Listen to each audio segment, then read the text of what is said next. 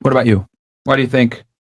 I will say that I don't believe that it has anything to do with racism, prejudice, or discrimination, any of that. What do you think it is?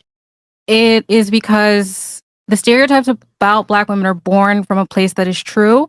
We can, and I say we as a collective, like we can be aggressive, we can be assertive, we can be masculine, we can basically disregard the family unit. Like, and I'll summarize this, but Thomas Sowell writes about it that post-slavery and the Reconstruction era and in the Jim Crow era in the 50s, 60s, where it's like the most racist, the Black nuclear family was still intact. Mother, father in the home with all the children. Post the 70s, second wave, third wave, radical feminism that told you have sex with whoever you want and then kill the child after, has given us a sense of like, well, my body's not important, my family's not important, having a man is not important. Our music tells us that. Like, country music's not telling anyone to divorce their husband. It's rap music that's telling us like, get rid of your man, you don't need him. So like, facts. Those stereotypes are born from a true place. It has nothing to do with racism. You know, no offense to anyone who brought it up, but like in the most racist time in America, the Black family was intact. So it's nothing to do with that. Don't you see that was a problem for them? That's why she bought the book. She makes sense. That's a good breakdown. Oh man, that was great. Oh, that was the most racist time in America when slaves were free. Well, I would argue that freeing the slaves was the least racist thing that could be done at the time. So you're quoting that the most unracist time in America. Well, the most racist time in America is what you said. Well, keep in mind that only 1%, less than 1% of the population in 1860, where slavery was at its highest, actually owned slaves. So did you forget of the drug epidemic that came about in the 60s and 70s that actually split apart the Black families along with the feminists? Well, the drug epidemic, that's an entirely separate thing. Like you get into so it has nothing to do with Black people, African Americans. It wasn't targeted to African American communities. Well, I don't know about a specific community being targeted, but I mean, Black people. Okay, I rest my case. Well, I don't think we're talking about dating apps specifically, right? Like, I'm not saying no. I'm not saying anything about drugs or anything like that. But we're asking why are Black women swiped on the least, and it's because we do not value other men telling us what to do, being around us, being in our lives. We don't value having their children. Other men we or have men. Please let her finish. We have like.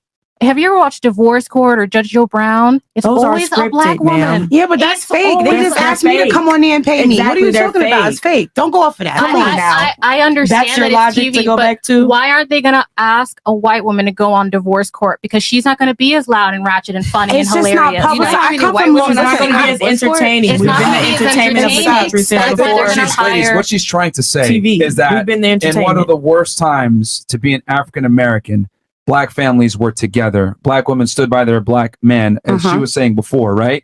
So what she's saying now is that fairly equal across the board nowadays, right? And you can argue that minorities might even have an advantage over Caucasians. Yeah. And the stereotypes of Black women are worse now than they were back then, is what she's trying to They articulate. are. Yes. Because we have social media. Right. Well, no, because we are given, I would argue, too much freedom to do whatever we want. And not being held back by some semblance of modesty has made us, like, for the most part, run around in the streets like lawlessly. Yeah, but isn't that it doesn't reflect well on us as a whole. So You we don't run think when a around man is more swiping than- on Tinder, he's going to be like, well, she's Black, she runs in the street, she's loud, she's obnoxious, she's aggressive, she's But masculine, that's she's a rude. thing of free will.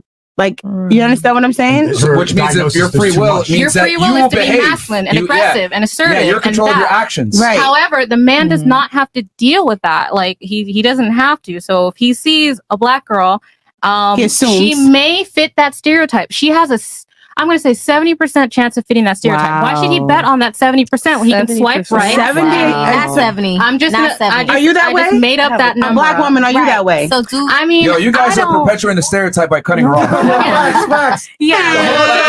Yo, real talk. She's trying to articulate her point, and y'all, who cuts her off? The Black girls at the table. Like, y'all, real talk, are perpetuating the stereotype even further. Here's the thing. Stereotypes exist in some semblance of reality Truth. and some semblance of truth. It's upon you as the individual to prove that stereotype wrong. Here, me and him, we're Black too. I get stereotyped. I walk in a store, they think I'm going to steal. They think I'm a bad person. They think I'm a criminal. Girls walk by me on the street, they cross the street, etc. It is what it is. I accept that. It's on me to prove the stereotype wrong because I understand that stereotypes typically are in some form truth. Yeah. But when you continue to perpetuate the stereotype, all you do is reinforce the negative stereotype of the race of which you are by proving them right. So I look at it like, no, speak well. Don't be an idiot. Don't listen to, hip hop music that perpetuates a certain stereotype. And if you want to listen to it, it is what it is. But if you actually enact on it, fuck all dudes. I don't need a man, blah, blah, blah. This is why so many guys are like, yo, I don't want to deal with black women because they think that that's a stereotype. Now, are all black women like that? No, of course not. Obviously, yeah, no. But, right, there's this mantra out there that, yo, she could act like this. There's a high likelihood she acts like this. So I'm going to go with what's probable versus what's possible. Can I ask you one question? Yeah, go ahead. Because this has been a long trait of damage and mental conditioning about this is how black women are. What do you suggest, right? Because you're saying change the mind frame. But if this has already been packed in so long, how does one person or two people or three people or 15 people or whatever, a state, whatever, change the perception? Fight the stereotype. It won't happen overnight. Yeah, of course. You're not going to fight everybody. You can work for yourself. I would say the first step that I keep hearing in this panel is everybody blaming social media instead of blaming their own actions and the way they present themselves.